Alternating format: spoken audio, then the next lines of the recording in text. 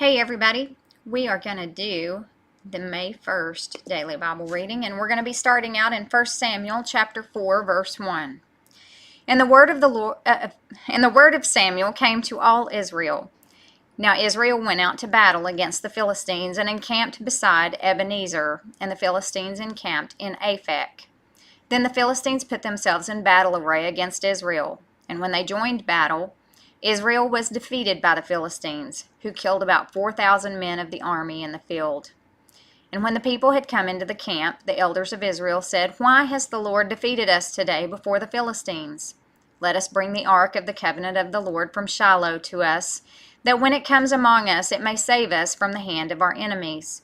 So the people sent to Shiloh, that they might bring from there the ark of the covenant of the Lord of hosts, who dwells between the cherubim. And the two sons of Eli, Hophni and Phinehas, were there with the ark of the covenant of God. Dwells between the cherubim, a repeated phrase used to describe the Lord. It spoke of his sovereign majesty. Hophni and Phinehas, these were the two wicked sons of Eli, of whom it was said that they did not know the Lord. The fact that they were mentioned together recalls the prophecy that they would die together. And when the ark of the covenant of the Lord came into the camp, all Israel shouted so loudly that the earth shook. Now when the Philistines heard the noise of the shout, they said, "What does the sound of this great shout in the camp of the Hebrews mean?" Then they understood that the ark of the Lord had come into the camp. So the Philistines were afraid, for they said, "God has come into the camp."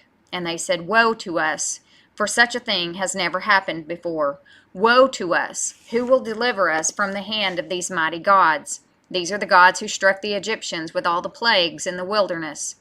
Be strong and conduct yourselves like men, you Philistines, that you do not become servants of the Hebrews as they have been to you. Conduct yourselves like men and fight." So the Philistines fought, and Israel was defeated, and every man fled to his tent. There was a very great slaughter, and there fell of Israel 30,000 foot soldiers. Also the ark of God was captured, and the two sons of Eli, Hophni and Phinehas, died. The ark of the covenant was captured. In spite of their hopes to manipulate God into giving them the victory, Israel was defeated, and the ark fell into the hands of the Philistines. The view of having the ark of God being equivalent to having control of God, possessed both by Israel and then the Philistines, is to be contrasted with the power and providence of God in the remaining narrative. Verse 12. Then a man of Benjamin ran from the battle line the same day, and came to Shiloh, with his clothes torn and dirt on his head. Now when he came, there was Eli sitting on a seat by the wayside watching, for his heart trembled for the ark of God. And when the man came into the city and told it, all the city cried out. When Eli heard the noise of the outcry, he said, "What does the sound of this tumult mean?" And the man came quickly and told Eli. Eli was 98 years old, and his eyes were so dim that he could not see. Then the man said to Eli, "I am he who came from the battle, and I fled today from the battle line." And he said, "What happened, my son?" So the messenger answered and said, "Israel has fled before the Philistines, and there has been a great slaughter among the people. Also your two sons, Hophni and Phinehas, are dead, and the ark of the covenant and the ark of God has been captured." Then it happened, when he made mention of the ark of God, that Eli fell off the seat backward by the side of the gate, and his neck was broken, and he died. For the man was old and heavy, and he had judged Israel for 40 years. Now his daughter-in-law, Phinehas' wife, was with child, due to be delivered. And when she heard the news that the ark of God was captured, and that her father-in-law and her husband were dead, she bowed herself and gave birth, for her labor pains came upon her. And about the time of her death, the women who stood by her said to her, "Do not fear, for you have borne a son." But she did not answer, nor did she regard it. Then she named the child Ichabod, saying, "The glory has departed from Israel," because the ark of God has been captured, and because of her father-in-law and her husband. And she said, "The glory has departed from Israel, for the ark of God has been captured." Ichabod, the glory has departed. Due primarily to the loss of the ark, the symbol of God's presence, Phinehas' wife names her child Ichabod, meaning either "where is the glory" or "no glory." To the Hebrew, glory was often used to refer to God's presence.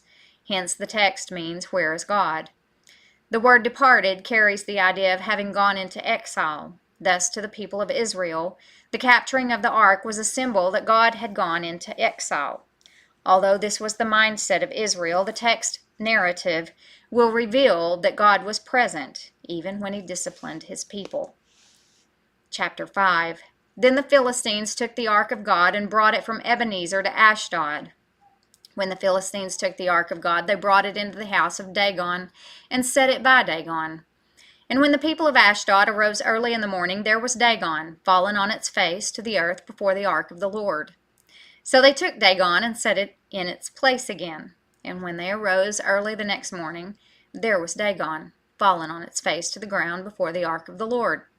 The head of Dagon and both the palms of its hands were broken off on the threshold. Only Dagon's torso was left of it. Therefore neither the priest of Dagon nor any who come into Dagon's house tread on the threshold of Dagon in Ashdod to this day. But the hand of the Lord was heavy on the people of Ashdod, and he ravaged them and struck them with tumors, both Ashdod and its territory. And when the men of Ashdod saw how it was, they said, "The ark of the God of Israel must not remain with us, for his hand is harsh toward us, and Dagon our God." Therefore they sent and gathered to themselves all the lords of the Philistines, and said, "What shall we do with the ark of the God of Israel?"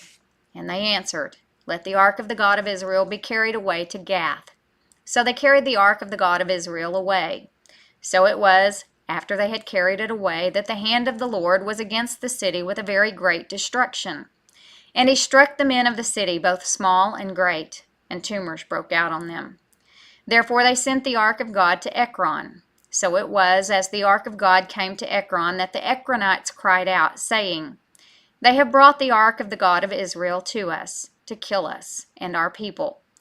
So they sent and gathered together all the lords of the Philistines and said, "Send away the ark of the God of Israel and let it go back to its own place, so that it does not kill us and our people." For there was a deadly destruction throughout all the city. The hand of God was very heavy there. And the men who did not die were stricken with the tumors, and the cry of the city went up to heaven. Psalm 54, verses 1 through 7. To the chief musician with stringed instruments, a contemplation of David.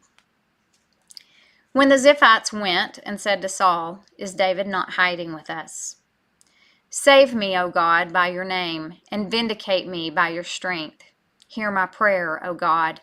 Give ear to the words of my mouth, for strangers have risen up against me, and oppressors have sought after my life. They have not set God before them. Behold, God is my helper.